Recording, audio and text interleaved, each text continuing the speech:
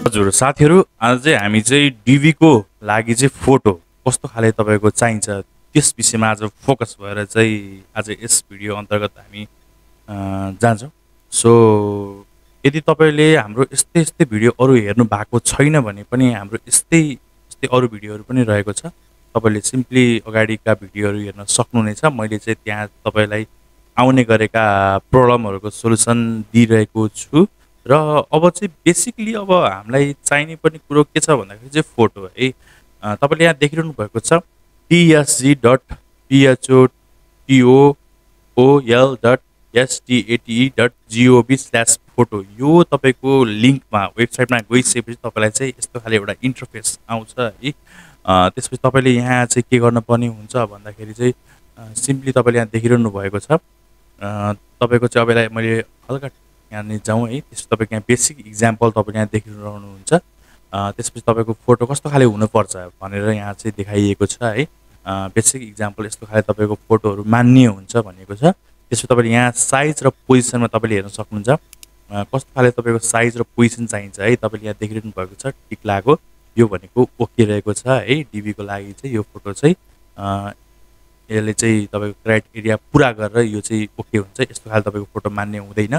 तपाईँले यहाँ देखिरहनु भएको साइडमा टक्क बिचमा बसेको फोटो 600 mm by 600 mm को साइज हुन्छ। तपाईँले सिम्पली यहाँ चाहिँ चुज अ फोटोमा गएर तपाईँले सिम्पली जस्तै कुनै पनि फोटो जस्तै मेरो यो फोटोलाई सिम्पली गर्नुभयो भने यसले चाहिँ अटोमेटिक दिन्छ है। त्यसपछि यसलाई चाहिँ सिम्पली एक्सेप्ट एन्ड प्रोसिड यो चाहिँ मैले अगाडिको भिडियोमा पनि तपाईँलाई बताएको थिएँ। तर चाहिँ धेरै साथीहरूलाई चाहिँ समस्या आइरहेको थियो है। त्यो हिसाबले गर्दाखेरि चाहिँ यो पनि एउटा चाहिँ समस्या नै हो भनेर यसलाई चाहिँ कसरी हुन्छ सहजीकरण हजुरहरूलाई सजिलो गराउनको लागि चाहिँ म चाहिँ तत्पर तयार भइरहेको छु। र धेरै साथीहरूले मलाई चाहिँ इन्स्टामा मलाई वाट्सएपमा र मलाई पर्सनल्ली कमेन्टहरूमा पनि धेरै साथीहरूले चाहिँ मलाई मेसेज गर्नुभएको छ, मलाई कमेन्ट गर्नुभएको छ, मलाई डिएम गर्नुभएको छ। त्यो हिसाबले गर्दाखेरि मेरो पनि विभिन्न कामको सिलसिलाले गर्दाखेरि मैले चाहिँ रिप्लाई गर्न पाइरहेको छैन। I have not enough much time है। सो त्यही भएर चाहिँ एउटा भिडियो चाहिँ फेरि पनि एउटा चाहिँ बनाइदिउँ। किन साथीहरू धेरै साथीहरू झुकिनु भएको छ होइन, अथवा उहाँहरूलाई प्रब्लम आइरहेको छ किनभने भर्खर एक दिन भएको छ सर्भर इरर हो कि अब एकचोटि फर्म भरिसकेपछि अर्कोचोटि भर्न मिल्दैन। त्यो तपाईँहरूले पनि एकदम बुझ्नुपर्ने कुरा हो है। मिल्दैन है। त्यहाँ तपाईँको डुप्लिकेट डाटा फाउन्ड समथिङ यस्तै इररहरू आउँछ। त्यो भएर एकचोटि भर्नी हो। यसमा चाहिँ तपाईँले चाहिँ जबरजस्ती नगर्नु होला। मैले अगाडि बताएको प्रोसेसहरू स्टेप बाई स्टेप पनि तपाईँले फलो गर्नुभयो भने तपाईँलाई चाहिँ सोल्युसन तपाईँले नजिकै पुग्नु हुनेछ। किनभने धेरै साथीहरूको चाहिँ के आयो कि उहाँहरूले मलाई मेसेज गर्नुभयो, डिएम गर्नुभयो, तर यो भिडियो हेर्नुभयो अथवा यो क्लियर गर्नुभयो भने छैन भन्नुभयो है। त्यो गर्दा चाहिँ अलिकति मलाई पनि अलिक नमजा नै लाग्यो। किनभने उहाँले चाहिँ अब जतिसक्दो उहाँहरूलाई चाहिँ अलिकति सोल्युसन चाहिँ किनभने एकचोटि सिकिसकेपछि है, वान टाइम एकचोटि सिकिसकेपछि पछिको टाइममा पनि उहाँहरूलाई काम लाग्ने कुरो हो यो चाहिँ है। एकचोटि आजलाई तपाईँलाई मात्र भयो भनेर हुँदैन। किनभने यस्तो प्रब्लमहरू एराइज आइरहेको छ। किनभने यो हामीले चाहिँ यो टेक्निकल कुराहरू चाहिँ सिकिरह्यो भने पनि हामी अप टु डेट भयो भने चाहिँ काम लाग्ने कुरो हो होइन। त्यो हिसाबले गर्दाखेरि चाहिँ एकचोटिलाई मात्र होइन। त्यही भएर सिधै मेसेज गर्नु चाहिँ उहाँलाई सजिलोको लागि है। त्यस्तो नगरिदिनु होला प्लिज है। त्यसपछि यहाँ अर्को रहेको छ पोज एन्ड एक्सप्रेसन रहेको छ। तपाईँले चाहिँ कस्तो खाले पोज र एक्सप्रेसन दिन सक्नुहुन्छ है। यहाँ तपाईँको मन्द हाँस्नु भएको छ है। यहाँ मन्द हाँस्नु भएको छ यो मान्ने हुँदैन। उहाँ चाहिँ चप्प चुप्प बस्नु भएको छ यो ठिक छ। दाँत देखाउनु भएको छ यो मान्ने हुँदैन। यो टाउको माथि छ यो मान्ने हुँदैन। र त्यसपछि ग्लासेस मैले जस्तै तपाईँको आँखामा चस्मा है पनि मान्ने हुँदैन। चस्मा लाएर फोटो नखिचिदिनु होला। यदि लाउनुहुन्छ भने तपाईँले खोलेर खिच्नु होला। त्यसपछि यहाँ अटायर हेयर्स र हेयर दिइरहेको छ। तपाईँहरूको जस्तै रिलिजियस है, यहाँ चाहिँ रिलिजियस हिसाबले गर्दाखेरि उहाँको जस्तो छ देखिने हिसाबले है, उहाँको चाहिँ जस फेस देखिएको छ। यसरी चिउँडो यो जुन छ यो चिउँडो चाहिँ नढाक्नु होला। यहाँ देखिए अनुसार यो चाहिँ तपाईँको मान्ने हुने छैन। यो चाहिँ सिम्पली यो चाहिँ ओके छ।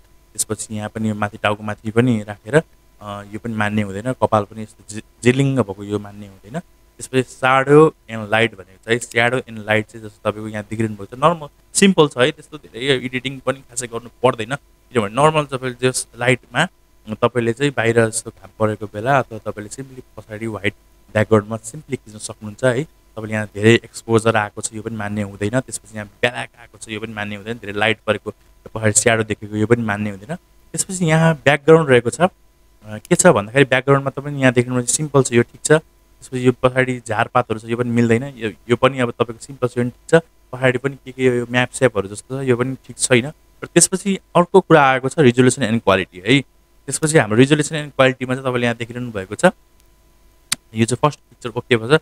यो पछाडिको पिक्चरहरूको रिजोल्युसन र क्वालिटी अलिकति घटेको छ, त्योहरू मान्ने हुँदैन। त्यसपछि यहाँ तपाईँको चिल्ड्रेन है, चिल्ड्रेनमा तपाईँले चिल्ड्रेनको हकमा चाहिँ के छ भन्दाखेरि चाहिँ जस्ट सिम्पली अलिअलि चलेको चाहिँ ओके हुन्छ, मुखमा यो हालेको ओके हुँदैन, मान्ने हुँदैन। त्यसपछि यो पनि अलिकति झलिङ्ग पछि यो मान्ने हुँदैन, मुखमा यो बच्चाले राखेको यो पनि मान्ने हुँदैन। त्यसपछि यहाँ अर्को रहेको छ फेस अब्स्ट्र्याक्सन है। फेस अब्स्ट्र्याक्सनमा पनि उहाँको सिधै जस अब फेसमाहरू के आएको जस्तै हुन्छ नि, अब रिलिजियस भ्यालुले हिसाबले गर्दा उहाँले लाउनु भएको छ, यो चाहिँ मान्ने हुन्छ। यो चाहिँ मुखमा यो राखेको मान्ने हुँदैन, यो गम्चा जस्तो लगाएको छ यो पनि मान्ने हुँदैन। यो फेसमा चाहिँ जस कपाल अगाडि आएको त्यो पनि मान्ने हुँदैन। जस फेस देखिनु पऱ्यो, कान देखिनु पऱ्यो, जस लाइट पनि जस तपाईँको लाइट पनि जस सिम्पली नर्मल, धेरै पनि त्यस्तो नराख्नु होला होइन। त्यसपछि सिम्पली अघि मैले गरेँ जस्तै यो वेबसाइटमा गएर tsc.photo अनि ol.stat.gov./फोटोमा गएर तपाईँले सिम्पली क्लिक गर्न पर्ने हुन्छ। यसरी तपाईँले चाहिँ यो कुराहरू चाहिँ मान्ने एकदम मजाले तपाईँले आशा छ यो भिडियो हेरेर तपाईँहरूले बुझ्नुभयो नै होला होइन।